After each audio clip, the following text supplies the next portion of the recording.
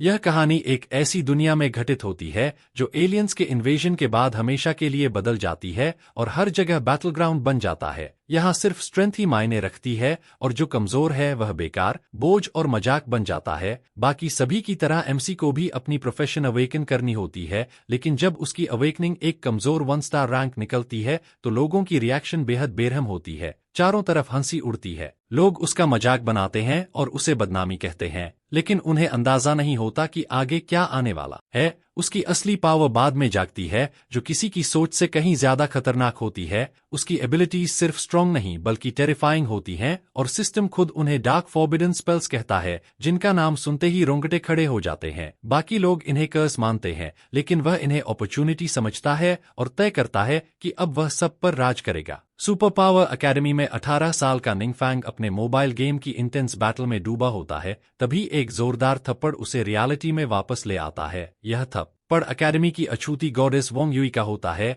जो खूबसूरत, अमीर, टैलेंटेड और इस वक्त गुस्से में होती है। और सच कहें तो उसका गुस्सा जायज होता है, क्योंकि अवेकनिंग एग्जाम शुरू होने वाला है और यह लड़का तैयारी छोड़कर गेम खेल रहा है। वैसे भी उसे फर्क नहीं पड़ता, क्योंकि वह जानता है कि उसकी अवेकनिंग कमजोर बॉटम टियर प्रोफेशन ही होगी, बिल्कुल यूए के उलट जिसने 16 साल की उम्र में 5 स्टार एडवेंचरर अवेकन किया था। वह सोचता है कि वह उसकी सक्सेस के सहारे आराम से जिंदगी काट लेगा, लेकिन यूए उसका प्लान समझ लेती है और उसे पास खींचकर गला दबा देती है। आसपास के लोग इस अजीब सीन पर गॉसिप करने लगते हैं, क्योंकि यूए एक जनरेशन की जीनियस है और एमसी स्कूल का सबसे बड़ा डिसअपॉइंटमेंट माना जाता है। लेकिन उनकी यह अजीब बॉन्डिंग इसलिए है क्योंकि वे बचपन से दोस्त हैं। अब बात करते हैं उनकी दुनिया ब्लू स्टार की, जहां रियलिटी और गेम्स आपस में मिल चुके हैं और 16 साल की उम्र में हर किसी को एडवेंचरर बनने के लिए अवेकनिंग का मौका मिलता है। अगर फेल हुए तो जिंदगी खराब। एमसी इसे सबसे बेहतर जानता है, क्योंकि यह उसका तीसरा अटेम्प्ट होता है। बाकी लोग अपनी ड्रीम प्रोफेशंस की बातें करते हैं और वह बस इंतजार करता है कि यह सब खत्म हो। जब उसकी बारी आती है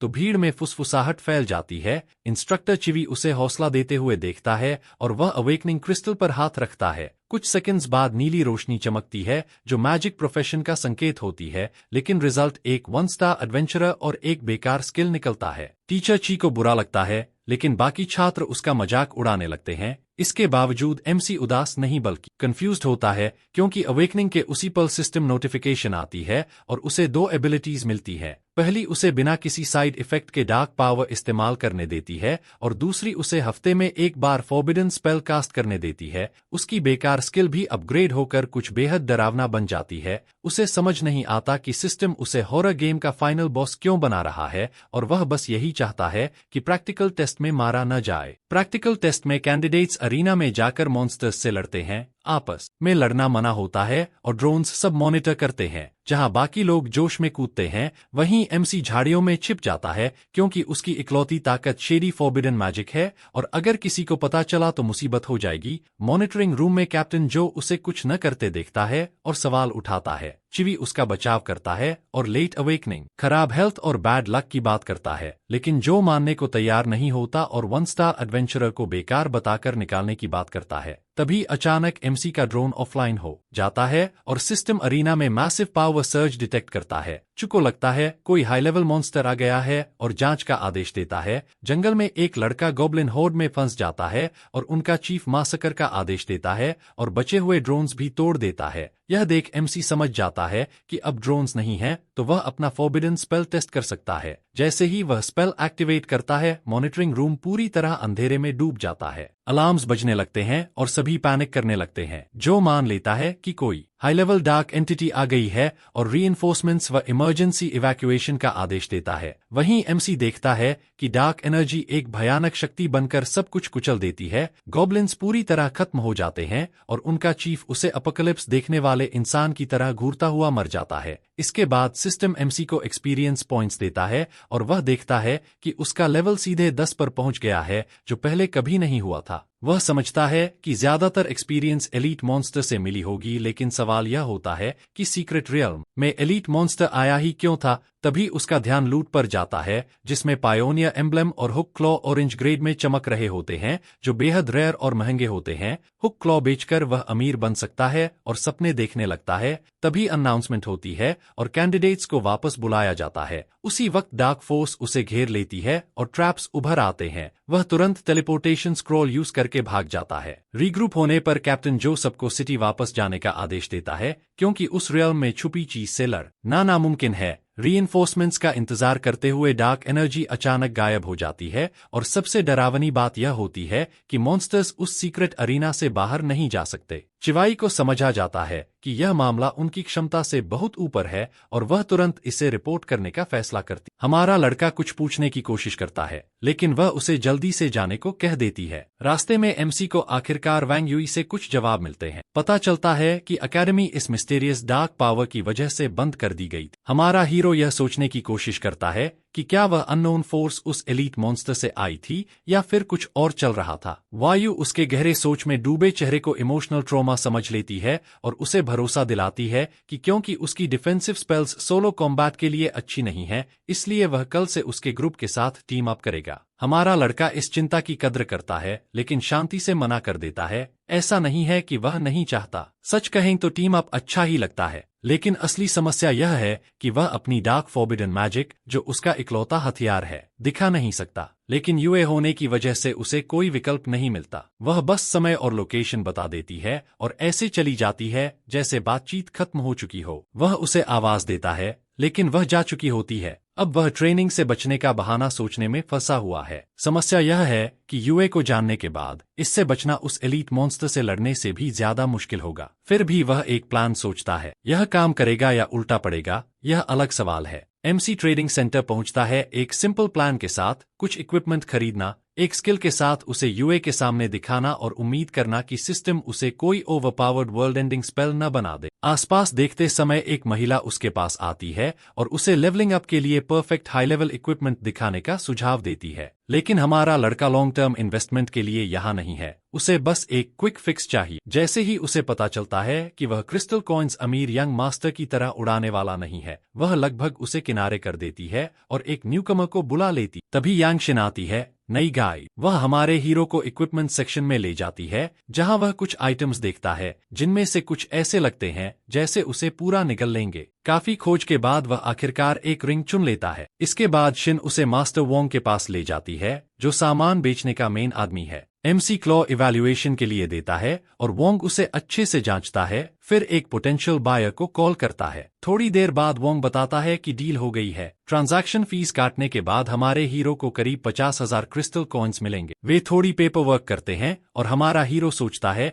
कि यहाँ रहते हुए शायद कुछ और सामान भी ले ले। इस बीच वह महिला जिसने पहले उसे झटक दिया था, अपने कोलीग्स के साथ गॉसिप कर रही होती है। वह जोश से अपने टाइप के बारे में बताती है, अमीर, ताकतवर और दिखने में अच्छा। तभी उसकी नजर एमसी पर पड़ती है, जो वोंग से बात कर रहा होता है और उसे झटका लगता है कि यह कोई भी आदमी एक ट्रेड में उससे महीनों की कमीशन से ज्यादा कमा गया। उसके चेहरे पर पछतावा साफ दिखता है और सच में वह इसके लायक है। अगली सुबह हमारा हीरो अपनी नई स्किल्स की प्रैक्टिस करता है। उसने उन्हें पिछली रात टेस्ट किया था और अच्छी बात यह है कि सिस्टम ने उन्हें किसी डार्क कैटास्ट्रोफी में नहीं बदला। इसका मतलब है कि वह उन्हें अपोकलिप्स की चिंता किए बिना इस्तेमाल कर सकता है। अच्छा महसूस करते हुए वह यूए से मिलता है, जो उसे अपने गिल्ड मेंबर्स से मिलवाती है, एक मेज, एक साउंड वॉरियर, एक रैगिंग बर्सर्कर और एक प्रीस्ट। साफ है कि मेज एक्साये ओचेंग और साउंड वॉरियर उसे पसंद नहीं करते। चुन खास तौर पर यूए पर ध्यान दिए रहता है, जो अपनी सेकंड ट्रांसफॉर्मेशन के करीब है। वह उसे एक हाई लेवल पोशन देता है और उसकी कीमत और रेरिटी का घमंड करता है। एमसी थोड़ी देर के लिए इम्प्रेस्ड हो जाता है, क्योंकि क्लास एडवांसमेंट पूरा करने में पूरे 30 लेवल्स लगते हैं। इसका मतलब यूए सच में खास है। लेकिन फिर यूए उस गिफ्ट को मना कर देती है और चोंग की दुनिया थोड़ी हिल जाती है। वह जोर देता है, लेकिन यूए के पास ज्यादा जरूरी काम होते हैं। वह हमारे लड़के की तरफ मुड़ती है और चंग को यकीन नहीं होता कि एक नोबडी यूए का समय बर्बाद कर रहा है। वह इंसल्ट कर देता है और यूए उसे अपनी भाषा संभालने को कहती है, लेकिन वह रुकता नहीं। एमसी बस खड़ा सोचता है कि क्या सोशली एक्सेप्टेबल होगा कि वह चंग पर एक फॉरबिडन स्पेल गिरा दे और बात खत्म कर दे। चंग का ईगो हर सेकंड बढ़ता जा रहा है और प्रीस्ट लड़की, जिसे शायद डिजास्टर आने का अंदेशा है, उसे शांत करने की कोशिश करती है, लेकिन वह उसे चुप करा देता है और फिर से इंसल्ट करता है। इस बार हमारा लड़का छोड़ने के मूड में नहीं है। वह चंग को उसके रैंडम पोशन पर घमंड करने के लिए टोकता है, जैसे वह कोई लेजेंडरी आर्टिफैक्ट। साउंड वॉरियर चंग का साथ देता है और एमसी को खुद को साबित करने की चुनौती देता है। बहस करने के बजाय हमारा हीरो पायोनियर एम्ब्लेम निकालता है और यूए को ऐसे दे देता है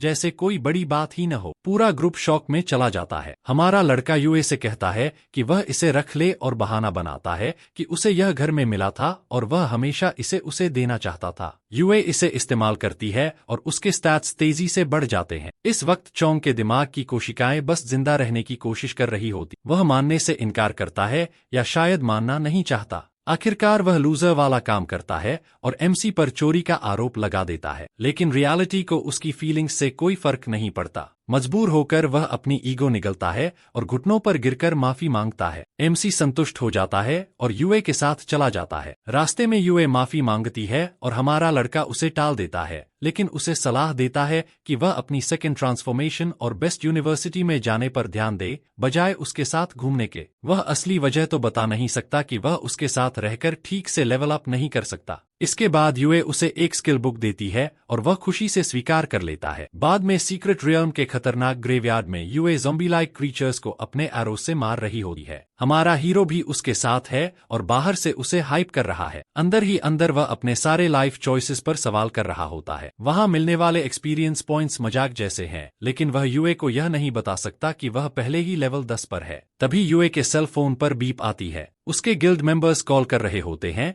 क्योंकि एक बॉस मॉन्स्टर आने वाला है। प्रीस्ट लड़की कॉल पर यूए से बात करती है, जबकि चंग पीछे बकवास करता रहता है। यूए एमसी की तरफ रियश्योरेंस के लिए देखती है और वह उसे जाने की इजाजत दे देता है। वह जाने से पहले उसे सेफ जोन में इंतजार करने को कहती है। अब अकेला हमारा हीरो आखिरकार वही कर सकता है जिसमें वह सबसे अच्छा है, सीधे खतरे में कूदना। उसने हाल ही में 2 नई स्किल्स सीखी हैं, लेकिन उसकी पैथेटिक स्किल स्लॉट लिमिट की वजह से वह एक समय में सिर्फ 3 ही इक्विप कर सकता है और यूए की दी हुई फैंसी स्किल बुक लेवल 15 तक पहुंचने तक पूरी तरह बेकार है। ग्रेवयार्ड के दूसरी तरफ एक आदमी रिपोर्ट करता है कि बिग बॉस हाई टावर में दिखाई दे चुका है, जो सीक्रेट रियल्म के अंदर गहराई में है। वहां पहुंचना आसान नहीं होगा क्योंकि चारों तरफ मॉन्स्टर्स हैं, इसलिए वह सबको सावधान रहने की चेतावनी देता है। जैसे ही वह खत्म करता है, एक एक्सप्लोजन पूरे इलाके को हिला देता है। आगे देखते हैं तो एक और एडवेंचरर टीम पहले ही चार्ज कर रही होती है और हाँ, वही यूए का ग्रुप होता है। ग्रेवयार्ड के अंदर गहराई में एमसी फॉरबिडन स्पेल्स की वजह से पहले ही टावर तक पहुंच चुका होता है। उसके सामने बिग बॉस खड़ा होता है, डरावना सा। बॉस हमारे लड़के पर मैजिकल अटैक करता है, जिससे एक मैसिव एक्सप्लोजन होता है, लेकिन हमारा हीरो आसानी से बच जाता है। जवाब में वह मीटियोर शावर एक्टिवेट करता है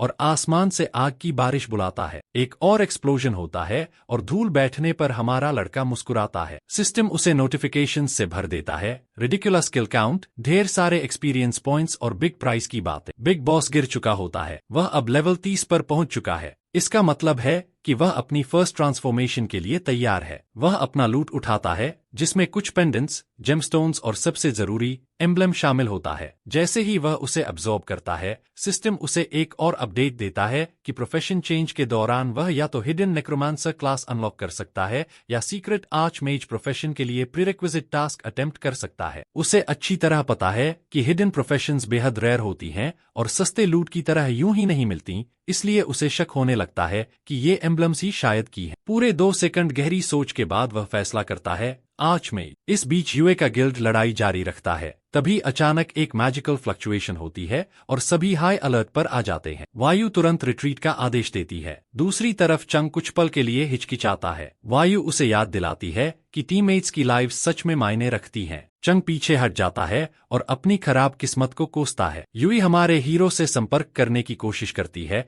लेकिन उसे उसकी तरफ से मैसेज मिलता है कि उसे अर्जेंट मैटर्स की वजह से जाना पड़ा। ग्रेवयार्ड में अपना काम खत्म करने के बाद एमसी प्रोफेशन चेंजिंग हॉल पहुंचता है। वह किसी मदद करने वाले को ढूंढता है। एक महिला आती है, उसके डिटेल्स रजिस्टर करती है और उसे मेज प्रोफेशन चेंज रूम तक ले जाती है। जाते समय उसकी मुलाकात कैप्टन जो से होती है, जो उसे ग्रेवयार्ड इंसिडेंट के बारे में अपडेट देता है। जाहिर तौर पर किसी चीज या किसी ने इलाके में भारी तबाही मचाई है और estimated threat level demon king class या उससे भी ऊपर का है। इसी वजह से वह लोन शैडो की इंटरवेंशन रिक्वेस्ट करने आया है। आर्चमेज बनने के बाद हमारे लड़के का पहला टास्क रेडियंट टेम्पल से डिवाइन एम्ब्लेम लाना होता है। नेक्रोमांसर के मिशन, जिसमें किसी टूम में घुसकर क्राउन चुराना होता है, की तुलना में यह लगभग वार्म अप राउंड है। इसे पूरा करने के लिए उसके पास 3 दिन है और क्योंकि यह सिर्फ प्रीरेक्विजिट है, वह बिना ज्यादा सोचे एक्सेप्ट कर लेता है और प्रोफेशन चेंजिंग हॉल से बाहर निकलने लगता है। बाहर जाते समय एक महिला उसे फेयरवेल कहती है। अजीब बात यह है कि वह वही महिला नहीं होती जिसने पहले उसका स्वागत किया था, लेकिन वह इस पर ज्यादा ध्यान नहीं देता। ग्रेवयार्ड में पहले वाली महिला सूलो कैप्टन जो के साथ मौजूद होती है,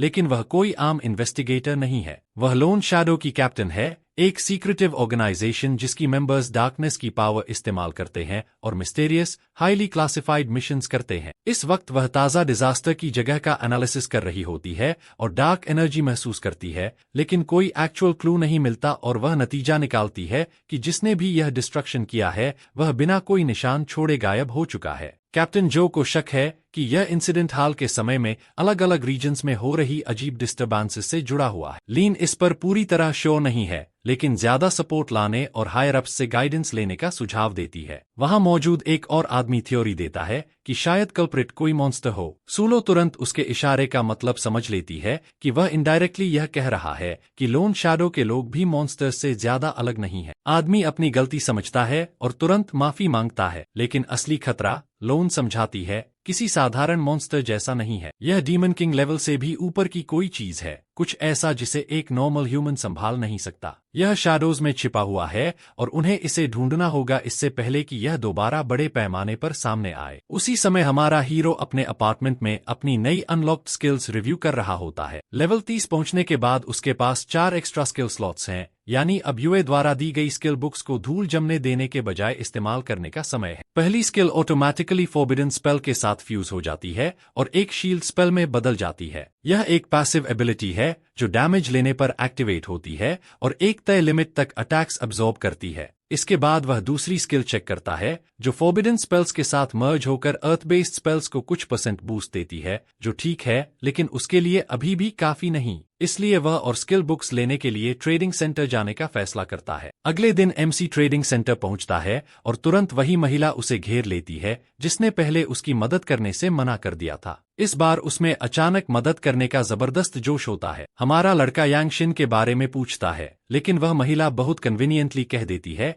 कि शिन किसी और क्लाइंट की मदद में बिजी है। इसके बजाय वह खुद गाइड करने की पेशकश करती है। हमारा हीरो मना कर देता है और खुद ही देखने का फैसला करता है। जाहिर है यह बात उसे पसंद नहीं आती। महिला का मूड तुरंत खराब हो जाता है। वह फिर कोशिश करती है, लेकिन तभी शिन आ जाती है। पता चलता है कि शिन किसी क्लाइंट के साथ बिजी नहीं थी, वह बस खाना खा रही। एमसी के आने की खबर मिलते ही वह भागकर आ गई और हमारा लड़का थोड़ा गिल्टी महसूस करते हुए उसे बाद में मील ट्रीट करने का ऑफर देता है। चिपकू महिला यह सब देखकर फ्रस्ट्रेशन से फटने वाली होती है। इसके बाद हमारा लड़का 2 स्किल बुक्स वोंग को बेचता है और उससे और मेज स्किल बुक्स मांगता है। इस दौरान वोंग को शक होने लगता है। एमसी जो आइटम्स पहले और अब ला रहा है वे आम नहीं हैं और उसे बहुत क्यूरियोसिटी होती है कि वह इन्हें कहां से ला रहा है। इसे नजरअंदाज करने के बजाय वह एमसी के बैकग्राउंड की जांच करने का फैसला करता है। उसी शाम हमारा लड़का और शिन साथ में डिनर करते हैं। खाना खत्म होने के बाद वह बिल देने के लिए हाथ बढ़ाता है, लेकिन पाता है कि शिन पहले ही पेमेंट कर चुकी है। वह वजह पूछता है,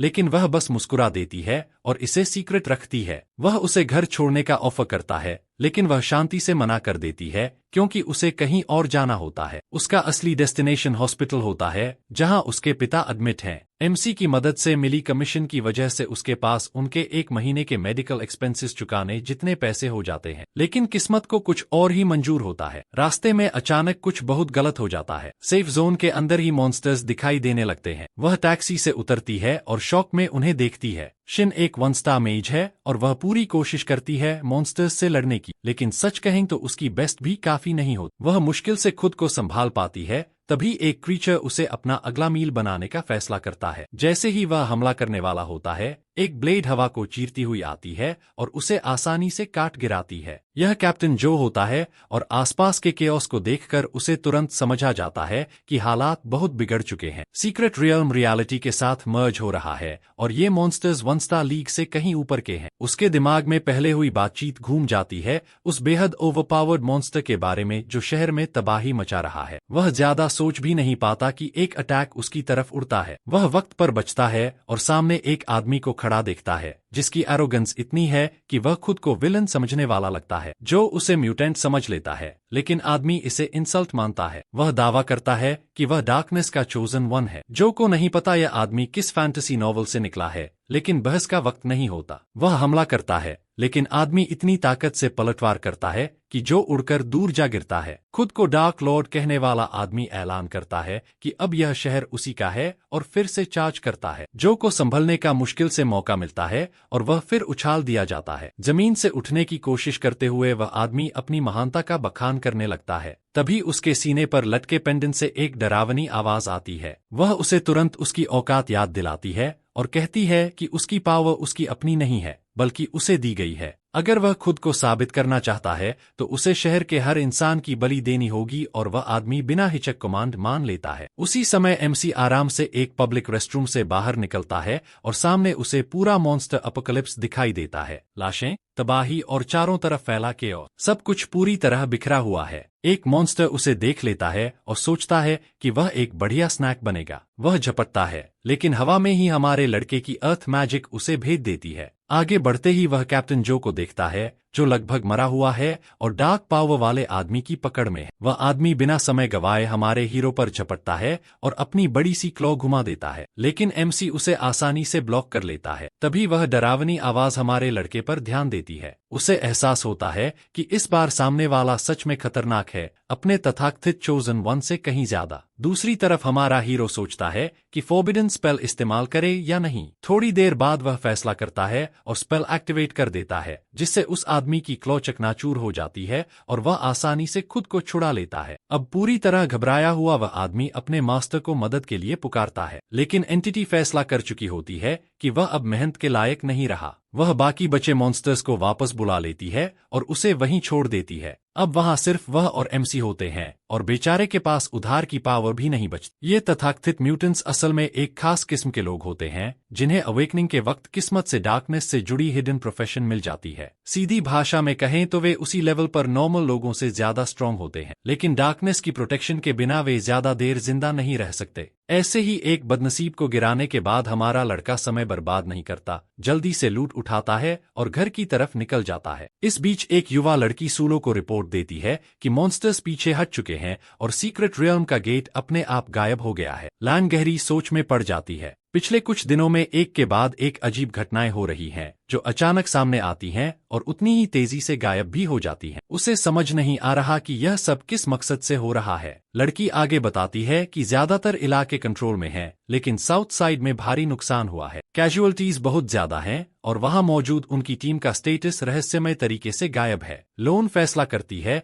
कि रिपोर्ट्स पर भरोसा करने से बेहतर है खुद जाकर हालात देखे जाएं और वह साउथ की तरफ निकल जाती है, जो कैप्टन जो का इलाका है। साउथ में पहुंचने पर वह तथाकथित चोजन वन एक स्टैचू में बदल चुका होता है और उसका पेट ऐसा लग रहा होता है जैसे किसी ने उसे टारगेट प्रैक्टिस के लिए इस्तेमाल किया हो। ध्वन नाम का एक आदमी वहां आता है और देखता है कि सारी कीमती चीजें लूटी जा चुकी। तभी लैन भी वहां पहुंचती है और ध्वन अपना परिचय देता है कि वह एक ऐसी ऑर्गेनाइजेशन का मेंबर है जो शैडो में काम करने वाले फाइटर्स से बनी है। लैन उनकी रेप्यूटेशन अच्छी तरह जानती है। ध्वन बताता है कि सामने पड़ा कॉर्प्स कभी उन्हीं में से एक था, जब तक उसने उन्हें धोखा नहीं दिया। उसी ने सीक्रेट रियल्म को रियलिटी में घुसने में मदद की थी, जिसकी वजह से मॉन्स्टर एम्बुश हुआ और उनका पूरा कैंप तबाह हो गया। खैर, लगभग पूरा। कुछ खुशनसीब लोग किसी तरह बच निकले। जहां तक उस ट्रेटर को खत्म करने वाले की बात है, वह अब भी एक मिस्ट्री है। लैन के मन से यह एहसास नहीं जाता कि कुछ तो गड़बड़ है। कैप्टन जो के पास थर्ड ट्रांसफॉर्मेशन जितनी ताकत है, फिर भी उसकी पूरी आर्मी मिटा दी गई। इसका मतलब साफ है, यहाँ कोई या कुछ ऐसा है जो न सिर्फ दुश्मन को खत्म कर सकता है, बल्कि सीक्रेट रियल्म की इन्वेजन को भी रोक सकता है। वह इस पर और सोच पाती उससे पहले ही डुआन निकल जाता है, क्योंकि उसे कुछ जरूरी ढूंढना है।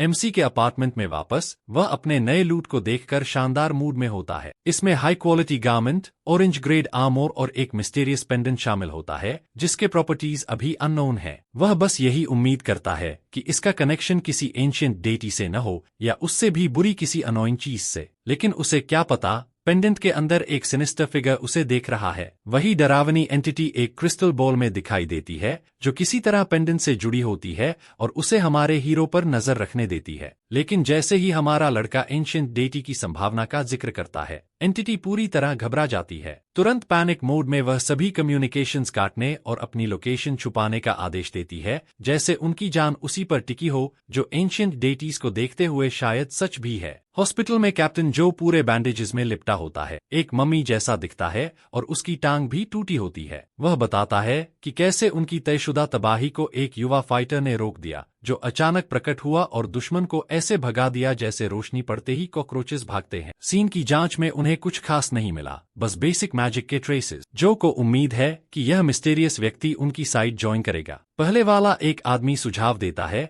कि वह कोई म्यूटेंट हो सकता है, लेकिन जो इस आइडिया को ओवरथिंकिंग बताकर खारिज कर देता है। हमारा लड़का रेडिएंट टेम्पल पहुंचता है, इस बात से पूरी तरह अनजान की ध्वन शैडोज में छिपकर उसकी हर हरकत देख रहा है, किसी जरूरत से ज्यादा क्यूरियस स्टॉकर की तरह। कुछ दिन पहले ध्वन ट्रेडिंग सेंटर में वोंग के पास गया था, फोर्थ ट्रांसफॉर्मेशन फाइटर सेट खरीदने के लिए। बातचीत के दौरान वही महिला जिसे हमारे हीरो ने पहले रिजेक्ट किया था, ध्वन को ऐसे देखने लगती है जैसे वह उसका बैकअप रिटायरमेंट प्लान हो। वोंग डुआन को बताता है कि उनका एक रेगुलर कस्टमर भी वही सेट खरीद चुका है, जो जाहिर तौर पर एमसी ही है। अब क्यूरियस होकर ध्वन उससे मिलना चाहता है, लेकिन वह उस दिन नहीं आता। वोंग आउटफिट का डिस्क्रिप्शन देता है, एक सिंपल टू पीस टॉप और पैंट। ध्वन की इंस्टिंक्ट्स चिल्लाने लगती हैं, लेगेसी आइटम अलर्ट। उसे पूरा यकीन हो जाता है कि इस सेट का उसके मास्टर से कोई कनेक्शन है और वह वोंग को एमसी की वेयरअबाउट्स के लिए पैसे देने को तैयार हो जाता है। लेकिन वोंग कोई बच्चा नहीं है। उसे शक होता है कि एमसी के आउटफिट बेचने की बात के तुरंत बाद ध्वन का यूं आ जाना अजीब है। क्या यह कोई सेटअप है या बस एक अजीब कोइंसिडेंस? किसी भी हाल में वोंग सब कुछ तुरंत बताने वाला नहीं है। वह एमसी को कॉल करने का बहाना बनाकर समय टाल देता है। डुआन के जाने के बाद भी वोंग की बेचैनी नहीं जाती। जब जिज्ञासु महिला पूछती है कि क्या बात है, तो वह एमसी के बारे में जो पता चला है वह उसे बता देता है। एमसी के पेरेंट्स बस एवरेज टू स्टार प्रोफेशनल्स थे जो एक एक्सीडेंट में गायब हो गए और उसे अकेला छोड़ गए। बाद में वह स्कूल गया और 18 की उम्र में सिर्फ 1 स्टार प्रोफेशन अवेकन कर पाया। असली समस्या यह है कि ऐसे बैकग्राउंड वाला कोई इंसान इतनी हाई क्वालिटी आइटम्स नहीं बेच सकता। यूई का गिल्ड भी ज्यादा मदद नहीं करता। तो अगर कोई फेरी गॉडमदर उसे खजाने नहीं दे रही तो सिर्फ 2 ही पॉसिबिलिटीज बचती हैं, या तो उसने ये चीजें चुराई हैं या फिर वह किसी ऐसे शख्स के साथ उलझ गया है जो उसकी लीग से बहुत ऊपर है। टेम्पल में वापस डुआन अपनी सर्वेलेंस जारी रखता है। उसे समझ नहीं आ रहा कि हमारा हीरो, जो अब भी स्कूल यूनिफॉर्म से बाहर निकला हुआ मुश्किल से लगता है, सीक्रेट रियल्म की इन्वेजन को कैसे रोक सका, खासकर तब जब उसका मास्टर जैसा पावर हाउस भी उस रियल्म के बॉस से हार चुका है। रिपोर्ट्स के मुताबिक अगर एमसी खुद एब्सर्डली स्ट्रांग नहीं है तो उसके पीछे कोई और जरूर खड़ा है। किसी भी हालत में ध्वन रिस्क नहीं लेने वाला। दूसरी तरफ हमारा लड़का बाकी फाइटर्स को मॉन्स्टर्स से जूझते देखता है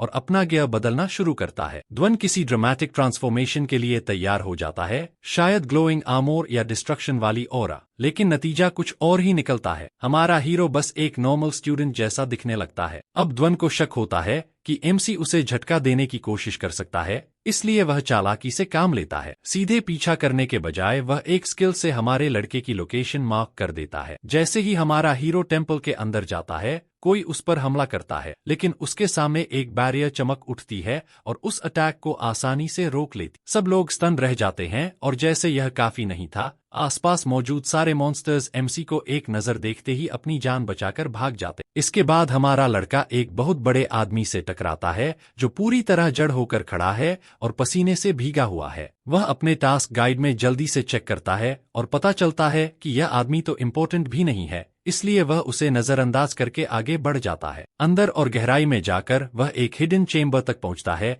जहां एक 6 विंग्ड एंजल खड़ा होता है। जैसे ही एंजल उसे देखता है, वह कुछ ऐसा करता है जिसकी किसी को उम्मीद नहीं होती और भागने लगता है। हमारा हीरो कंफ्यूज हो जाता है क्योंकि उसने एक ग्रैंड बैटल की उम्मीद की, लेकिन यहाँ तो टेम्पल बॉस ही भागने की कोशिश कर रहा है। दुर्भाग्य से एंजल के लिए भागने की कोई जगह नहीं होती। एमसी फैसला करता है कि अब इसे खत्म करना ही बेहतर है और टावर के ऊपर एक थंडरस्टॉर्म समन करता है। कुछ ही पल में लाइटनिंग गिरती है और एंजल उसमें पूरी तरह घिर जाता है। टेम्पल ढह जाता है और ध्वन वहीं शॉक में खड़ा रह जाता है। हमारा हीरो भी कोई सेलिब्रेशन नहीं करता क्योंकि इतना सब होने के बाद भी उसका रैंक हिलता तक नहीं है, क्योंकि उसने अभी तक फर्स्ट ट्रांसफॉर्मेशन नहीं किया है और सारे एक्सपीरियंस पॉइंट्स बेकार चले जाते हैं। असली जीत सिर्फ डिवाइन एम्ब्लम होती है जो बॉस को हराने के बाद उसे मिलती है और इसका मतलब टास्क ऑफिशियली कंप्लीट हो चुका है। वहां अब कुछ भी हासिल करने लायक नहीं बचता, इसलिए वह निकलने का फैसला करता है, कम से कम तब तक जब तक डुआन पागलों की तरह उस पर झपट नहीं पड़ता। हमारा हीरो चौंक जाता है क्योंकि इस वक्त उसे आखिरी चीज यही चाहिए कि कोई उसकी डार्क पावर के बारे में जान जाए। लेकिन इससे पहले कि वह सिचुएशन को समझ पाता, ध्वन उसे एडमिरेशन और वरी से भरी अजीब नजर से देखने लगता है। एमसी को इस पूरे मामले का मास्टर मानकर ध्वन खुद को एक्सप्लेन करने की पेशकश करता है, लेकिन बात शुरू होने से पहले ही सायरन बज उठती है। हमारा लड़का तुरंत टेलीपोर्टेशन स्क्रॉल निकालता है क्योंकि पहले वहां से निकलना ही बेहतर होता है और बाद में बात की जा सकती है। जब वे एक शांत इलाके में पहुंचते हैं तब डुआन आखिरकार सब कुछ उगल देता है। उसका मास्टर एक इन्वेडिंग रियल्म को सील करने के लिए अपनी जान कुर्बान कर चुका था, लेकिन एक ट्रेटर बच निकलने में कामयाब हो गया। वही ट्रेटर सालों से ह्यूमंस को सैक्रिफाइस की तरह इस्तेमाल कर रहा था ताकि सील टूट सके। डुआन उसे ढूंढता रहा है लेकिन अब तक खाली हाथ रहा। डुआन की बातें चलती रहती हैं और हमारा हीरो अपनी ही सोच में डूबा रहता है, लेकिन ट्रैजिक बिट्रेयल वाली बातों को लेकर नहीं, बल्कि अपने लो लेवल को लेकर। अगर वह जल्दी रैंक अप नहीं कर पाया तो उसकी छुपी हुई डार्क पावर्स सामने आ सकती हैं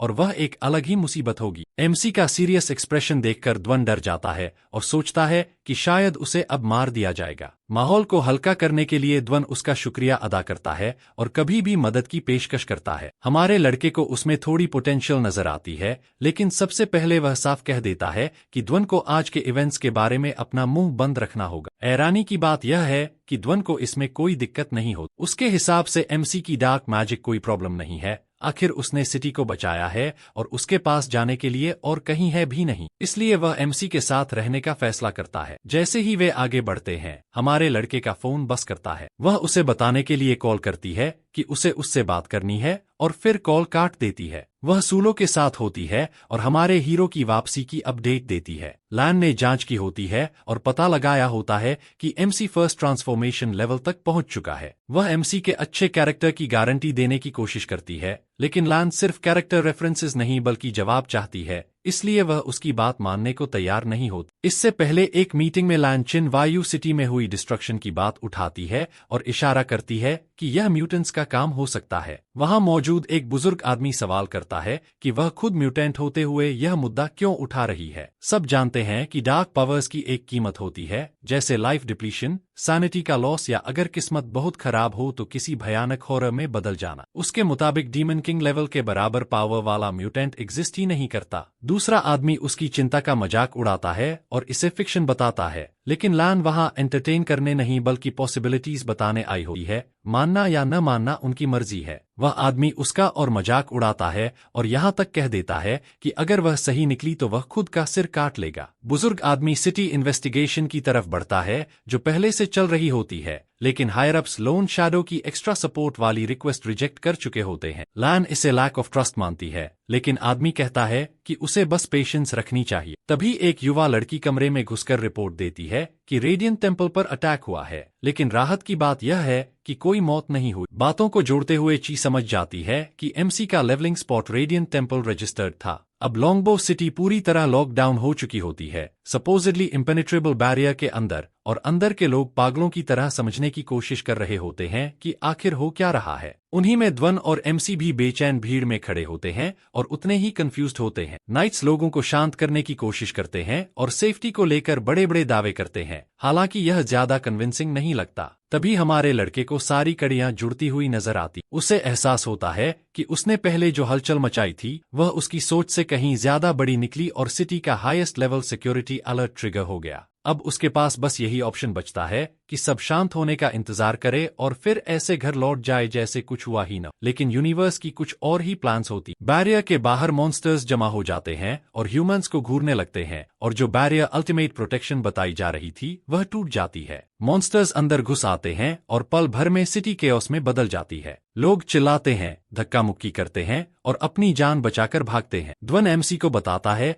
कि कल रात एक और सिटी के साथ भी यही हुआ था और उससे सुझाव मांगता है। दूसरी तरफ हमारा हीरो सोचता है कि ध्वन सब संभाल लेगा और बस शिष्टाचार में पूछ रहा है। गलतफहमी बढ़ती जाती है और किसी के उसे ठीक करने से पहले ही ध्वन इसे एक टेस्ट मान लेता है और सोचता है कि एमसी देखना चाहता है कि वह क्या कर सकता है। बिना ज्यादा बात किए वह आगे बढ़ जाता है। हमारा हीरो ज्यादा परेशान नहीं होता क्योंकि आसपास बहुत लोग हैं और अटेंशन भी बहुत ज्यादा है, इसलिए डुआन को हैंडल करने देना ही बेहतर लगता है। गार्ड्स फाइट बैक करने की कोशिश करते हैं, लेकिन पास पहुंचने से पहले ही वे चीर दिए जाते हैं। मॉन्स्टर लीडर यह देखकर बेहद निराश हो जाता है और सोचता है कि अगर ह्यूमैनिटी की यही बेस्ट है तो वह अपनी फ्रस्ट्रेशन उन्हीं पर निकाल ले। जैसे ही उसका अटैक गिरने वाला होता है, ध्वन उसे ब्लॉक कर लेता है। सिटी की चिंता में नहीं बल्कि एमसी के सामने खुद को प्रूव करने के ख्याल में डूबा हुआ हमारा लड़का अंदर ही अंदर क्रिंज कर रहा होता है कि ध्वन उसे इतनी सीरियसनेस से मास्टर कहता रहता है। मॉन्स्टर लीडर को आखिरकार कोई वर्दी अपोनेंट मिल जाता है, लेकिन उसकी खुशी ज्यादा देर नहीं टिकती। ध्वन मूव करता है और लीडर कट जाता है। क्राउड हैरान रह जाता है क्योंकि किसी ने इतनी पावर की उम्मीद नहीं की। सच कहें तो ध्वन वाकई बहुत स्ट्रांग होता है। लेवल 130 से ऊपर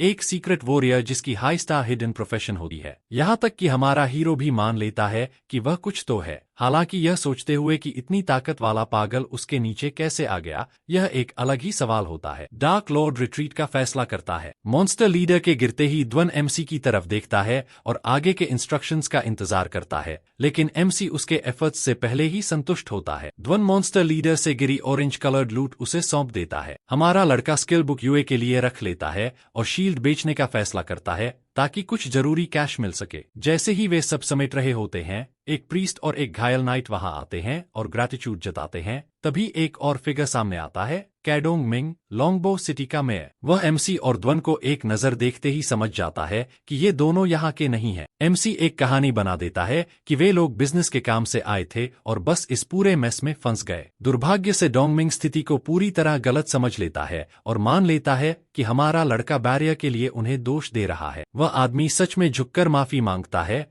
जो काफी आयरॉनिक है क्योंकि हमारा हीरो अच्छी तरह जानता है कि यह पूरी डिजास्टर पूरी तरह उसी की वजह से हुई है। वह उदारता से डोंगमिंग को आश्वस्त करता है कि यह उनकी गलती नहीं है। असुविधा की भरपाई के लिए डोंगमिंग उसे एक फ्लाइट स्क्रॉल देता है, जो इतना कीमती आइटम है कि एमसी को भी ज्यादा इम्प्रेस्ड दिखने से खुद को रोकना पड़ता है। इसके बाद वह ऑनगोइंग ट्रबल और डिफेंस फोर्सेस की कमी का हवाला देते हुए उन्हें कुछ और दिनों के लिए शहर में रुकने का निमंत्रण देता है, लेकिन हमारा लड़का मना कर देता है क्योंकि उसे प्रोफेशन चेंज मिशन संभालना है जो सिर्फ कुछ दिनों के लिए खुला है और वह अपनी फर्स्ट ट्रांसफॉर्मेशन किसी भी हालत में मिस नहीं करना चाहता। इसके बाद डोंगमिंग आभार के प्रतीक के रूप में उसे एक ब्लैक कार्ड देता है। हमारा हीरो उसे एक बेहद शक्तिशाली ऑर्गेनाइजेशन से जुड़ी चीज के रूप में पहचान लेता है और कृतज्ञता के साथ स्वीकार करता है। इसके साथ ही सब लोग अच्छे टर्म्स पर अलग हो जाते हैं और एमसी तथा डुआन वहां से निकल जाते हैं। शिन्यू सिटी लौटने पर यू के guild members profession changing hall के बाहर इकट्ठा होते हैं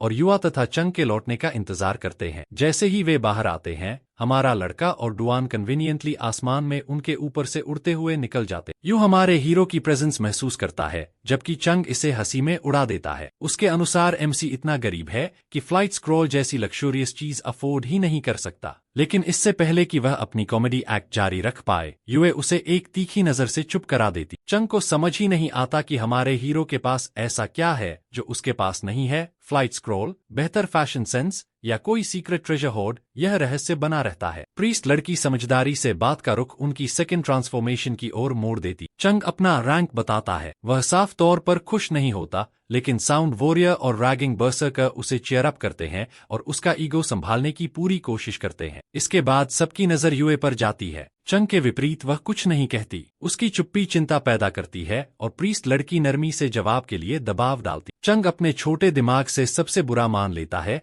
कि यूए को जरूर लो रैंक मिला है और वह शर्म के कारण बता नहीं पा रही। वह उसे भरोसा दिलाता है कि वह हमेशा उस पर निर्भर रह सकती है। आखिरकार यू उसके अंदाजों से तंग आकर बम फोड़ देती है कि उसे यूए के लेवल की चिंता नहीं करनी चाहिए बल्कि अपने लेवल की चिंता करनी चाहिए, क्योंकि जहां वह अपर बैठा है वहीं यूए ने एस हासिल कर लिया है। यह सुनते ही पूरा ग्रुप जड़ हो जाता है। चंग जो अपनी इमेजिनरी सुपीरियोरिटी में डूबा हुआ था, अचानक बोलने के लिए शब्द खो देता है। और सबसे खास बात यह है कि यूए ने पहले इसका जिक्र नहीं किया क्योंकि उसके मिशन ने एक हिडन प्रोफेशन अनलॉक कर दिया है जो इतना रेयर है कि उसने खुद भी पहले कभी इसके बारे में नहीं सुना था। चंग के लिए यह सब समझ पाना बहुत मुश्किल हो जाता है क्योंकि प्रोफेशन हमेशा अवेकनिंग पर तय होता है। फिर भी किसी तरह यूए ने मिड स्टेज में एक हिडन प्रोफेशन अनलॉक कर लिया है। यह सब पहले तब शुरू हुआ था जब यूए प्रोफेशन चेंजिंग रूम के अंदर थी। उसे हमारे लड़के से एक पायोनियर एम्ब्लम मिला था जो देखने में एक साधारण गिफ्ट लगता है, लेकिन जैसे ही वह उसे इस्तेमाल करती है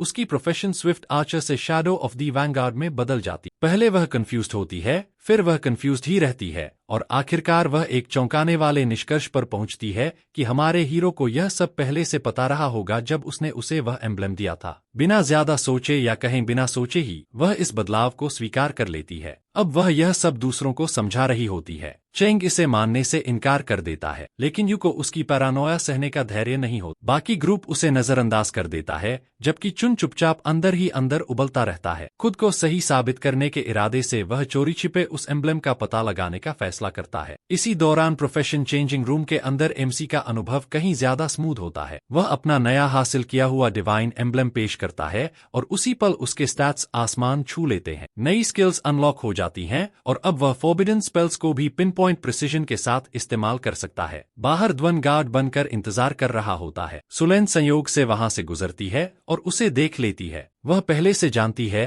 कि ध्वन एब्सर्डली स्ट्रांग है, लेकिन स्टाफ से सुनी बातों के कारण वह और भी इंट्रिग्यूड हो जाती है कि ध्वन सिर्फ स्ट्रांग नहीं है बल्कि लगभग हमारे लड़के की शैडो की तरह उसके पीछे पीछे रहता है और उसे असामान्य सम्मान दिखाता है। वह कुछ इंटरेस्टिंग महसूस करती है और अपने ईयरपीस के जरिए चिवी को अपडेट करती है। ची बिल्कुल भी परेशान नहीं होती और लैन को भरोसा दिलाती है कि हमारा हीरो उनकी साइड में है। वह तय करती है कि वह सीधे सोर्स से जवाब लेगी और एमसी के पास चली जाती है। डैन रास्ते से हट जाता है। ची सीधे मुद्दे पर आती है और जानती है कि हमारे लड़के ने अपनी फर्स्ट ट्रांसफॉर्मेशन पूरी कर ली है। हमारा हीरो थोड़ा चौंकता है, एक पल रुकता है और फिर इसे मान लेने का फैसला करता है क्योंकि वह हमेशा उसका ख्याल रखती आई है, इसलिए सच मानने में कोई नुकसान नहीं है। इसके बाद वह बातचीत को एक कहीं बड़े मुद्दे की ओर मोड़ देती है, डार्कनेस की पावर। इसकी वजह से बहुत से लोग धीरे धीरे म्यूटेट हो रहे हैं और वह यह सुनिश्चित करना चाहती है कि हमारा लड़का उनमें से एक न हो। एमसी उसे भरोसा दिलाता है कि उसे म्यूटेंट क्लब ज्वाइन करने में बिल्कुल भी दिलचस्पी नहीं है क्योंकि वे लोग अथॉरिटीज की कांस्टेंट सर्वेलेंस में रहते हैं और वह इतना अटेंशन बिल्कुल नहीं चाहता। फिर भी वह पूरी तरह कन्विंस्ड नहीं होती। वह उसे एक क्रिस्टल दिखाती है और बताती है कि इसका इस्तेमाल डार्कनेस के ट्रेसेस डिटेक्ट करने के लिए होता है। उसे बस अपनी पावर इसमें इंजेक्ट करनी है। वह हिचकिचाता है और वह यह देख लेती है, लेकिन इंतजार करती है। आखिरकार हमारा हीरो यह कर ही लेता है। जैसे ही उसकी पावर क्रिस्टल में जाती है वह फट जाता है। वह और ची दोनों टूटे हुए टुकड़ों को देखते रह जाते हैं। लैन के अनुसार यह मैजिक क्रिस्टल करप्शन मापने के लिए होता है। हल्का ट्रेमर माइल्ड कंटामिनेशन दिखाता है, जोरदार शेक सीरियस प्रॉब्लम का संकेत होता है, लेकिन एक्सप्लोजन का मतलब क्या है यह लैन बताना भूल जाती है। एमसी ची से कहता है कि वह उस पर भरोसा करे क्योंकि वे इतने लंबे समय से एक दूसरे को जानते हैं। उसकी बात ची के दिल को छू जाती है और एक पल के लिए वह डगमगा जाती है उसके ट्रैजिक पास्ट को याद करते हुए, लेकिन ड्यूटी उसे बुला लेती है। उसे जो हुआ है उसकी रिपोर्ट देनी ही होगी, चाहे उसे कितना भी गिल्ट क्यों न महसूस हो। हमारा लड़का यह समझता है, लेकिन इसका मतलब यह नहीं कि वह चिंतित नहीं है। अगर हालात बिगड़े तो वह पहले से ही चिन्यू सिटी छोड़ने के बारे में सोचने लगता है। अलग होने से पहले ची उसे एक स्किल बुक देती है उसके अवेकनिंग के लिए एक गिफ्ट के रूप में। बदले में हमारा हीरो उसे सेक्रेड विंग देता है, हमेशा उसका साथ देने के लिए आभार का प्रतीक। इसके बाद वह वहां से चला जाता है और उसके पास इसे स्वीकार करने के अलावा कोई विकल्प नहीं बचता। बाद में वह एडवेंचरर्स ऑफिस पहुंचकर लैन को अपडेट करती है। उसे चिंता होती है कि अथॉरिटीज एमसी को एक थ्रेट के रूप में देख सकती हैं,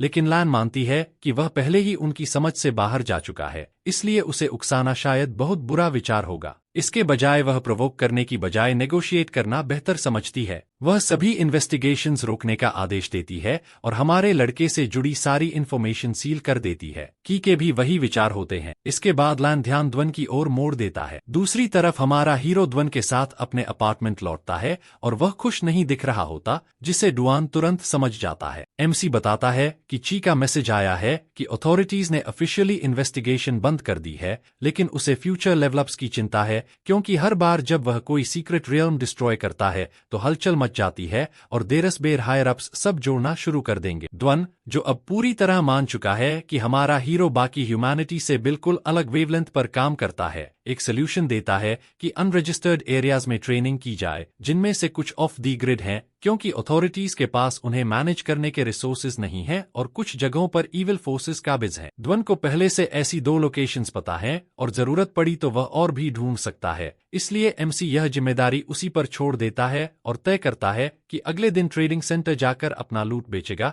थोड़ा आराम करेगा और कुछ समय के लिए नॉर्मल इंसान बनने का नाटक करेगा। इसके बाद डुआन रात के लिए होटल चला जाता है और अगले दिन रेंटल ढूंढने की योजना बनाता है, लेकिन आराम शुरू होने से पहले ही सिटी में जैंग जी वहां आ जाता है और शहर में रुकने के उसके प्लान के बारे में पूछता है, जिस पर डुआन पुष्टि करता है। तब जैंग जी उसे हाई प्रिविलेज्ड सिटी कार्ड और अतिरिक्त मदद का ऑफर देता है और जब डुआन कार्ड देख रहा होता है तो जैंग जी अंदर ही अंदर पैनिक कर रहा होता है, क्योंकि ध्वन पहले कई सिटीज को मना कर चुका है, जबकि उसे यह नहीं पता कि ध्वन का फैसला शहर के लिए नहीं बल्कि एमसी के लिए है। इस बीच जैंग जी एमसी के अस्तित्व से अनजान रहता है और खुद को शहर की सिक्योरिटी के लिए इतना बड़ा एसेट सिक्योर करने पर शाबाशी देता रहता है। हमारा हीरो काफी समय से अपने गेम में डूबा रहता है और उसे समय का पता ही नहीं चलता, लेकिन जब वह सांस लेता है तो देखता है कि क्लास ग्रुप चैट अब भी भरा हुआ है, जिसे खोलने पर उसे दिखता है कि सब पावर लेवल्स, एबिलिटीज इवॉल्व करने और कॉलेज एंट्रेंस एग्जाम को लेकर परेशान हैं,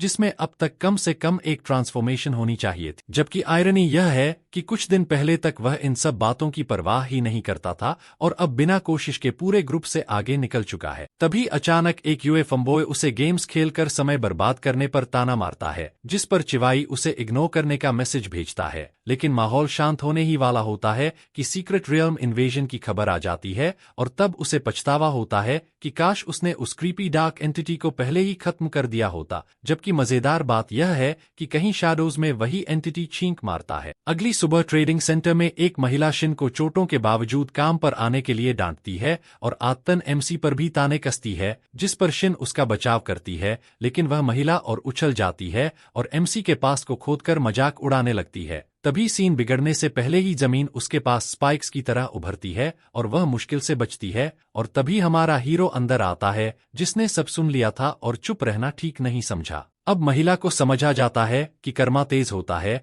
और वह विक्टिम मोड में गार्ड्स को चिल्लाकर बुलाने लगती है। शिन एमसी से हालात बिगड़ने से पहले जाने को कहती है, लेकिन वह उसे चिंता न करने को कहता है। तभी वोंग गार्ड्स के साथ आता है और रॉब झाड़ता है, लेकिन एमसी सीधे उसे चोरी छिपे इन्वेस्टिगेशन करने और थीफ कहने के लिए लताड़ देता है, जिस पर वोंग खुद को बड़ा दिखाते हुए गार्ड्स को अरेस्ट का आदेश देता है। लेकिन एमसी सुप्रीम ब्लैक कार्ड निकालता है और गार्ड्स तुरंत रुक जाते हैं। वोंग और महिला सन्न रह जाते हैं। फिर भी वोंग घमंड में पूछता है कि यह कार्ड उसे कैसे मिला, जिस पर एमसी उसे खुद इन्वेस्टिगेशन करने को कहता है। वोंग चिढ़कर महिला को नजर रखने का इशारा करता है और किसी को कॉल करता है। बाहर लोग रास्ता बंद होने पर हैरान रहते हैं। वहीं हेडक्वार्टर्स से खबर पा चुके डागा मिंग वोंग से संपर्क करता है और वोंग बात को मिसअंडरस्टैंडिंग बताने की कोशिश करता है, लेकिन डोंगमिंग गुस्से में उसे एमसी को ऑफेंड करने के लिए डांटता है, क्योंकि वह ऐसा व्यक्ति है जिससे अच्छे रिलेशंस बनाने में उसने बहुत मेहनत की है। अपनी बेवकूफी के बोझ से बचने के लिए वोंग आखिरी कोशिश में ध्वन को कॉल करता है। ट्रेडिंग सेंटर में एमसी और शिन इंतजार कर रहे होते हैं कि डोंगमिंग और ध्वन वहां पहुंचते हैं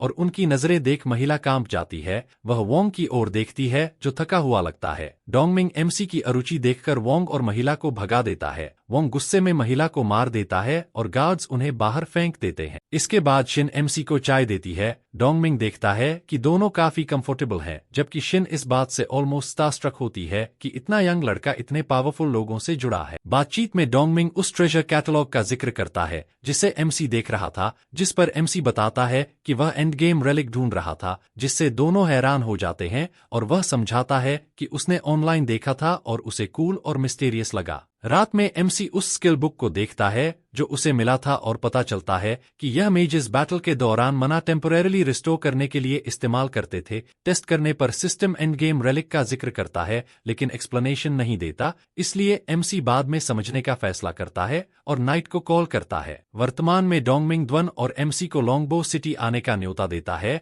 और फ्लाइट स्क्रॉल से चला जाता है। उसके जाने के बाद एमसी खाने की बात करता है और डुआन अपने घर चलने को कहता है, जहां विला की लक्ष्यूरी देखकर एमसी को वहीं रहने का ऑफर मिलता है, लेकिन वह पास में अपना घर खरीदने के लिए सेव करना चाहता है। द्वन पैसे उधार देने को भी तैयार होता है, लेकिन एमसी चैरिटी नहीं चाहता क्योंकि उसने इक्विपमेंट बेचकर काफी क्रिस्टल कॉइन्स कमा लिए हैं। फिर भी वह धीरे धीरे आगे बढ़ने का फैसला करता है। चाय के दौरान डुआन शेफ्स को कॉल कर चुका होता है कि तभी जोंग जी का फोन आता है जो बताता है कि रीसेंट सिटी डिजास्टर्स की इन्वेस्टिगेशन टीम उससे पूछताछ करना चाहती है। डुआन समझता है कि इसका असर एमसी पर पड़ सकता है, इसलिए पहले उसकी राय जानने का सोचता है और फिलहाल जैंग को अनअवेलेबल बता देता है। जब वह यह बात हमारे हीरो से करता है तो एमसी को बिल्कुल नहीं पता होता कि इन्वेस्टिगेशन टीम किस तरह के लोग हैं। उसी समय हायर ऑफिशियल्स की एक मीटिंग चल रही होती है जिसमें एक मिस्टीरियस हॉट शॉट को लेकर चर्चा हो रही होती है जिसने सपोजिडली चिन वायु सिटी को बचाया था, लेकिन असल में किसी ने उस आदमी को देखा ही नहीं। फिर भी रूमर्स आग की तरह फैल रहे होते हैं कि वह कोई लेजेंडरी सेवियर है। कमरे में मौजूद एक आदमी वही बात कह देता है जो आधे लोग सोच रहे होते हैं कि यह सब पूरी तरह नॉनसेंस लगता है। सुलेन समझाने की कोशिश करता है कि शायद इन्वेजन इतनी अचानक खत्म हो गई और सारे म्यूटेंट्स एक ही रात में खत्म हो गए, इसलिए ऐसा लग रहा है। लेकिन वह आदमी मानने को तैयार नहीं होता और कहता है कि सिर्फ अटैक रुक जाने से कुछ साबित नहीं होता। ऊपर से हाल के कुछ अटैक्स डीमन किंग लेवल से भी ऊपर थे और इतनी ताकतवर मॉन्स्टर्स बिना ट्रेस छोड़े गायब नहीं हो सकते। यह सब टी देख रही होती है और वह जानती है कि लोन पर प्रेशर क्यों है, क्योंकि उसने ही सीक्रेटली हीरो से जुड़े सारे रिकॉर्ड्स मिटा दिए थे ताकि उसका नाम इस झंझट में न आए और अब उसी के कॉन्सिक्वेंसेस उसे झेलने पड़ रहे हैं। तभी जैंग अंदर आता है और अनाउंस करता है कि द्वन नहीं आएगा और यह बात पहले से फ्रस्ट्रेटेड उस आदमी के लिए आखिरी झटका बन जाती है, क्योंकि पहले सो कॉल्ड हीरो गायब है और अब इन्वेस्टिगेटर भी, इसलिए वह खुद इन्वेस्टिगेशन की पूरी जिम्मेदारी लेने का फैसला करता है। कुछ समय बाद वही आदमी आईवेटुम पहुंचता है जो सीक्रेट रियल्म के अंदर एक हिडन साइट है और वह वहां इन्वेस्टिगेशन के लिए आता है। हालांकि इन्वेस्टिगेशन कहना शायद ज्यादा हो जाता है। वहां की हवा डार्क पावर के रेमनेंट्स से भरी होती है और वह आदमी कुछ ऐसा करता है जिसकी किसी को उम्मीद नहीं होती। उसकी आंखें चमक उठती हैं और कोई रोक पाता उससे पहले ही वह ओमिनस एनर्जी में डूब जाता है और उसके सामने एक मॉन्स्टर खड़ा होता है। डुआन की मैंशन में हमारा हीरो अपने मोबाइल गेम में पूरी तरह डूबा होता है, लेकिन जैसे ही वह जीतने वाला होता है सिस्टम फाइनल रेलिक के बारे में अलर्ट देता है। वह किसी की ऑरा को महसूस करता है और लोकेशन पिन पॉइंट करता है, फिर जैकेट उठाकर निकलने की तैयारी करता है। द्वन ठीक उसी वक्त अंदर आता है और एमसी उसे फोन पकड़ा देता है कि वह गेम राउंड पूरा कर दे क्योंकि उसे निकलना है। ग्रेवयार्ड की तरफ जाते समय एमसी नोटिस करता है कि मैप पर रेलिक की लोकेशन मूव कर रही है और ग्रेवयार्ड के एंट्रेंस पर गार्ड्स पहले से ही टेंस होते हैं क्योंकि एक मॉन्स्टर आ चुका होता है जिसका शरीर बेहद घिनौना होता है और उसके अंदर वही आदमी साफ तौर पर फंसा हुआ दिखता है जो मदद की भीख मांग रहा होता है। उधर केओस की वजह से ट्रैफिक पूरी तरह रुक जाता है और एमसी टैक्सी से उतरकर खुद आगे बढ़ता है। ग्रेवयार्ड में डब्ल्यूई लैन और उसकी असिस्टेंट लड़की पहुंचते हैं और मॉन्स्टर को देखकर वहीं फ्रीज हो जाते हैं क्योंकि वह उनकी उम्मीद से कहीं ज्यादा खतरनाक होता है। लैन ची की गोद में घायल हालत में लेटी होती है और की पूरी स्पीड से उस हाईटेक गियर का इस्तेमाल कर रहा होता है जो एमसी ने दिया था। फिर भी लैन की इंजरी संभाल से बाहर होती। लैन उठने की कोशिश करती है और ची उसे बताता है कि मॉन्स्टर अब सीधे डाउनटाउन की तरफ बढ़ रहा है। मेयर ने द्वन को बुला लिया है, लेकिन लैन जानती है कि द्वन स्ट्रांग है, पर उस चीज के सामने वह सिर्फ टाइम ही बाय कर पाएगा और असली उम्मीद सिर्फ हमारा हीरो है। और जैसे यूनिवर्स सुन रहा हो वैसे ही एमसी मॉन्स्टर से टकराता है, बीस्ट झपटता है और डिफेंसिव बैरियर से टकराकर रुक जाता है, कंफ्यूज्ड हो जाता है। सिस्टम एमसी को मॉन्स्टर अब्सॉर्ब करने का ऑफर देता है और एमसी एक्सेप्ट कर लेता है। अग्री करते ही उसके अंदर पावर का जबरदस्त सर्ज आता है और उसके सारे स्टैट्स आसमान छूने लगते हैं, लेकिन उसी के साथ कुछ अजीब होता है और उसके दिमाग में रैंडम इमेजेस फ्लैश होने लगते हैं जो क्रिप्टिक और अनसेटलिंग होते हैं। एक्शन खत्म होने के तुरंत बाद द्वन पहुंचता है और एमसी उसे बताता है कि मॉन्स्टर हैंडल हो चुका है। तभी ध्वन की नजर पास में पड़े एक आदमी पर जाती है जो क्वेश्चनेबली डेड लगता है, लेकिन एमसी क्लीनअप उसी पर छोड़कर चला जाता है। बाद में चिन्यू सिटी की प्रिजन में वह आदमी बंद होता है और असली सच उगल देता है कि उसने सीक्रेट रियल में एक डीमन पाया था और डार्क पावर्स से खेलने की कोशिश की थी, इसी वजह से सब बिगड़ गया। अब पूरा शहर मान चुका होता है कि कोई मिस्टीरियस हीरो उन पर नजर रखे हुए है। जुंगजी सोचता है कि क्या ध्वन ने उस हीरो की झलक देखी होगी और डुआन सिर हिला देता है। तब जोंगजी ध्वन से रिक्वेस्ट करता है कि वह उस हीरो से मिलवाए ताकि वह उसे हर सुविधा देकर शहर में हमेशा के लिए रोक सके, लेकिन ध्वन तुरंत मना कर देता है क्योंकि वह हीरो शायद ही कभी दिखता है और बसने वाला टाइप नहीं है। और सच यह है कि कोई हीरो है ही नहीं क्योंकि ध्वन और एमसी ने सारा क्रेडिट एक नॉन एग्जिस्टेंट फिगर पर डाल दिया था। प्रूफ के बिना जंग को एक शैडो तक नहीं मिलेगी। और बात को और बिलीवेबल बनाने के लिए डैन कहता है कि हीरो के फैमिली मेंबर्स चिन्यू सिटी में रहते हैं जिनकी वह देखभाल करता है,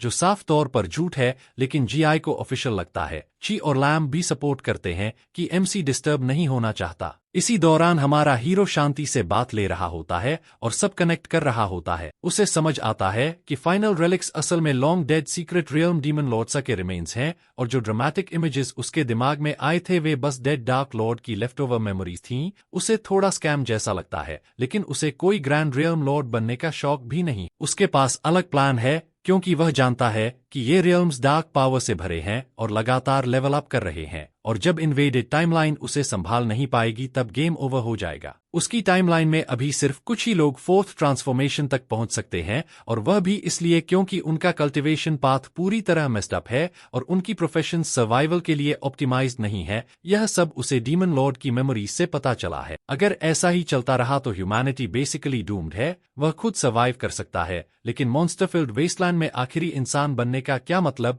अच्छी बात यह है कि हर टाइमलाइन इतनी बुरी हालत में नहीं है और कुछ ने फाइट बैक भी किया है, जिससे उसे आइडिया आता है कि और रिमेन्स कलेक्ट करके यूजफुल नॉलेज निकाले और उसे फैलाए। बस स्मार्ट रहना होगा वरना वह खुद टारगेट बन जाएगा। तभी उसका फोन बजता है और वे आई डिनर का ऑफर करती है। कम से कम आज कुछ तो सही हो रहा होता है, इसलिए वह एक्सेप्ट कर लेता है। उससे पहले गिल्ड मेंबर्स वे आई और चंग के लिए छोटी सेलिब्रेशन रखते हैं क्योंकि दोनों सेकंड ट्रांसफॉर्मेशन पर पहुंच गए होते हैं। चंग बताता है कि उसने प्राइवेट रेस्टोरेंट रूम बुक किया है, लेकिन यूए पहले से एमसी के साथ प्लान्स होने की बात कहकर सेलिब्रेशन नेक्स्ट नाइट पर पुश करने को कहती है और चली जाती है। चेंग को यह अच्छा नहीं लगता और वह उस पर हाई एंड माइटी होने का आरोप लगाता है। एमसी रोस्टेड लैम्ब का एक बाइट लेता है और उसे पूरे दिन की सबसे अच्छी चीज की तरह एंजॉय करता है, और हाल की जिंदगी देखते हुए यह सच भी हो सकता है। युवा ने अभी उसे हिडन प्रोफेशन वाली पूरी बात बताई होती है और वह सोच में डूबा होता है। डीमन लॉर्ड की मेमोरीज खंगालते हुए उसे एहसास होता है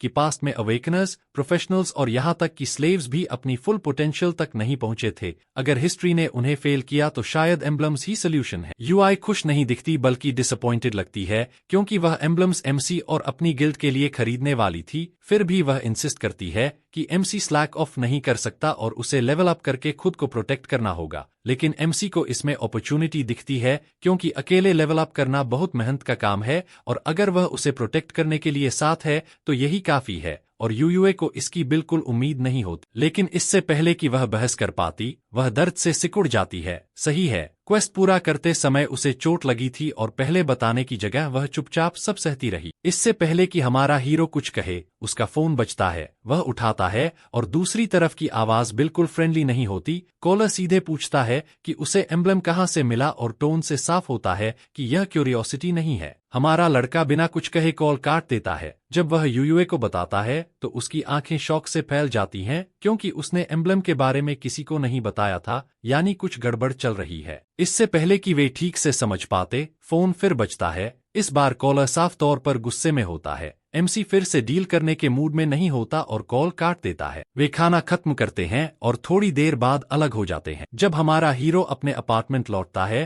तो उसे तुरंत महसूस होता है कि कुछ गलत है। उसका घर ऐसा लग रहा होता है जैसे टोर्नेडो गुजर गया हो, फर्नीचर उल्टा पड़ा होता है और सामान बिखरा होता है, और तभी वह उसे देखता है। एक आदमी पूरे मेस के बीच खड़ा होता है। हमारा लड़का उसे तुरंत पहचान लेता है। यही वही आदमी होता है जिसने पहले कॉल किया था। एमसी पीछे से आने वाले अटैक को सेंस कर लेता है, लेकिन बिना हिले ही उसे आसानी से डॉज कर देता है। फिर अटैकर को दीवार में दे मारता है और जमीन पर पटक देता है। यह सब देखने वाला दूसरा आदमी पूरी तरह स्टन रह जाता है। एमसी उसकी तरफ देखता है और साफ कर देता है कि पहले स्ट्रेंथ का रिस्पेक्ट होता है, उसके बाद ही कोई बात होती है। आदमी, जो अब कंफ्यूज्ड चिकन जैसा लग रहा होता है, सोचता है कि आखिर गलत क्या हो गया, क्योंकि रिपोर्ट्स में तो साफ लिखा था कि हमारा हीरो कमजोर है। उसके लिए बुरा लक है, क्योंकि एट्रीब्यूट्स में बड़े बूस्ट के बाद एमसी अब हवा की तरह मूव करता है और उससे भी तेज रिएक्ट करता है और बिना स्पेल्स के भी ऐसी सिचुएशंस संभाल सकता है। आदमी आखिरी डेस्परेट कोशिश में फिर अटैक करता है। जब वह भी बुरी तरह फेल हो जाती है तो वह जान बचाकर भागने लगता है, बालकोनी की तरफ स्प्रिंट करता है और कूद जाता है, यह सोचकर कि एस्केप हो जाएगा। लेकिन हमारा लड़का मिडेयर उसका पैर पकड़ लेता है और घसीटकर वापस अंदर ले आता है। अपार्टमेंट तहस-नहस करने के बाद वह उसे छोड़ने वाला नहीं होता। अब दोनों आदमी हमारे हीरो के सामने खड़े होते हैं, पिटे हुए, बेइज्जत और सिर्फ शॉट्स में, क्योंकि मर्सी के बदले उन्होंने सब कुछ दे दिया होता है। एमसी जवाब मांगता है और पता चलता है कि इस पूरे डिजास्टर का मास्टरमाइंड चंग था, जिसने हमारे लड़के की इन्फॉर्मेशन निकालने के लिए इन्हें हायर किया था। लेकिन क्योंकि यह सब उसी ने शुरू किया था, हमारा हीरो उसे बिना नुकसान के जाने देने वाला नहीं होता। वह उन पर एक फॉरबिडन स्पेल इस्तेमाल करता है जो दिमाग को स्क्रैम्बल कर देता है। इसी बीच चंग शील्ड वॉरियर के साथ होता है और अपने प्लान पर काफी कॉन्फिडेंट महसूस कर रहा होता है कि उसने एमसी के पीछे लोग लगा दिए हैं। उसका दूसरा ब्रिलियंट प्लान यह था कि लास्ट मिशन में यूए को सबक सिखाया जाए। इसके लिए उसने बॉस मॉन्स्टर को खुला छोड़ दिया ताकि वह उसे डरा सके और फिर खुद हीरो बनकर क्रेडिट ले सके। लेकिन यूए ने इंजरी का रिस्क लेकर खुद मॉन्स्टर को गिरा दिया। तभी चंग का एक स्पाई अंदर आता है। चंग रिपोर्ट सुनने के लिए बेचैन होता है, लेकिन जवाब देने की जगह वह आदमी पहले यूए के बारे में पूछता है। वह चंग और शील्ड वॉरियर की गर्दन कसकर पकड़ लेता है,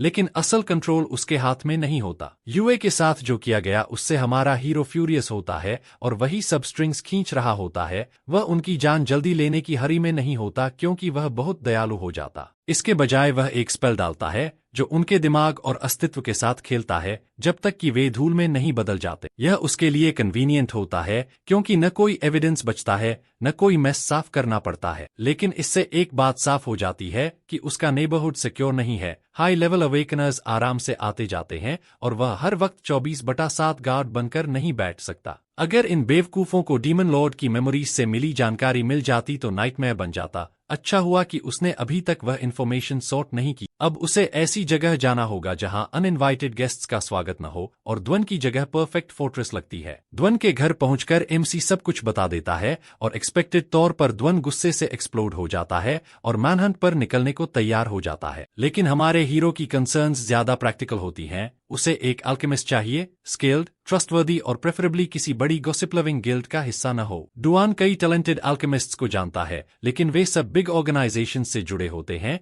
यानी ज्यादा कान और ज्यादा रिस्क। डीमन लॉर्ड की मेमोरीज से हमारा हीरो जानता है कि उनके पास टॉप टियर अल्केमिस्ट्स थे और उनकी पोशंस इस दुनिया से कई गुना आगे थीं। उसके पास कुछ प्रिस्क्रिप्शंस हैं, लेकिन किसी प्रोफेशनल के बिना वे एंशिएंट पोएट्री जैसे ही हैं। और उस दिन जो हुआ उसके बाद वह चंग जैसे ग्रीडी फ्लाइज को अट्रैक्ट नहीं करना चाहता। अगली सुबह एमसी को यूए से पता चलता है कि वह ऐसे ही एक आदमी को जानती है, शो, जो उसकी गिल्ड की प्रीस्टेस का भाई है और जो चंग से नहीं बन पाता था। यह प्रॉब्लम हमारे लड़के ने परमानेंटली सॉल्व कर दी होती है, क्योंकि चंग अब किसी से फाइट नहीं करेगा। यूआई पूछती है कि उसे अचानक अल्केमिस्ट में इंटरेस्ट क्यों है, तो हमारा हीरो लेजी एक्सक्यूजेस देता है। वह मानती नहीं लेकिन छोड़ देती है। बाद में एमसी श्री से मिलता है, जबकि यूए और शूटिंग बाहर वेट करती हैं। श्री प्रिस्क्रिप्शंस देखता है और नोटिस करता है कि इंग्रेडिएंट्स रेयर नहीं है, लेकिन रिफाइनिंग मेथड बहुत कॉम्प्लेक्स और इंट्रिकेट है और उसने ऐसा पहले कभी नहीं देखा। तब हमारा लड़का बताता है कि यह पोशन एक्सपीरियंस गेन को 100% तक बढ़ा सकता है। यह सुनते ही शुआई फ्रीज हो जाता है, क्योंकि मार्केट की सबसे एक्सपेंसिव पोशंस भी मुश्किल से 40% तक जाती हैं। अगर यह बाहर आया तो लो लेवल प्रोफेशनल्स तेजी से रैंक्स चढ़ने लगेंगे। जल्दी ही जूई एमसी से वेट करने को कहता है और इम्पोर्टेंट टेस्ट के लिए ऊपर भाग जाता है। शूटिंग की ड्यूटी संभालती है और तीनों बैठकर शांति से बात करते हैं। तभी ऊपर से सस्पिशियस नॉइजेस आने लगती हैं। वे भागकर ऊपर जाते हैं और देखते हैं कि WEI का एक एक्सपेरिमेंटल स्लाइम भाग रहा है और केओस के बीच वी मैथ साइंटिस्ट की तरह चमकते हुए एक्सपेरिमेंट की सक्सेस अनाउंस करता है कि पोशन की थोड़ी सी मात्रा से स्लाइम ने फुल एफिशिएंसी पर एक्सपीरियंस गेन किया। हमारा हीरो अब कन्विंस हो जाता है कि बाकी फॉर्मूलाज भी काम करेंगे। टिंग अपने भाई को देखती रह जाती है जो अपने लैब को एक्साइटमेंट में खुद ही तोड़ रहा होता है। सब शांत होने के बाद वी लड़कियों से सीक्रेट रखने की कसम लेता है और MC से नेक्स्ट स्टेप्स पूछता है, लेकिन इससे पहले कि वह जवाब दे उसका फोन बजता है। चिवी का मैसेज होता है कि सिटी अगले हफ्ते सीनियर स्टूडेंट्स को सीक्रेट लेवलिंग एरिया भेज रही है, लेकिन स्पेस लिमिटेड है इसलिए क्लासेस को टर्न लेना होगा। ग्रुप चैट तुरंत एक्सप्लोड हो जाता है। अब हमारे हीरो का प्लान क्लियर होता है। वह एक्सपीरियंस पोशंस पहले खुद पर टेस्ट करेगा और मार्केट में आते ही वे सेंसेशन बनेंगी, लेकिन बड़े प्रॉफिट्स के साथ बड़ी हेडेक्स भी आएंगी और चंग जैसे लोग फायदा उठाने दौड़ेंगे। MC अपना हार्ड वर्क किसी सिल्वर प्लेटर पर देने वाला नहीं होता। वह पहले अपने आसपास के लोगों को स्ट्रॉन्ग करेगा और अपनी इन्फ्लुएंस बनाएगा, उससे पहले कि किसी को समझ आए कि क्या होने वाला है।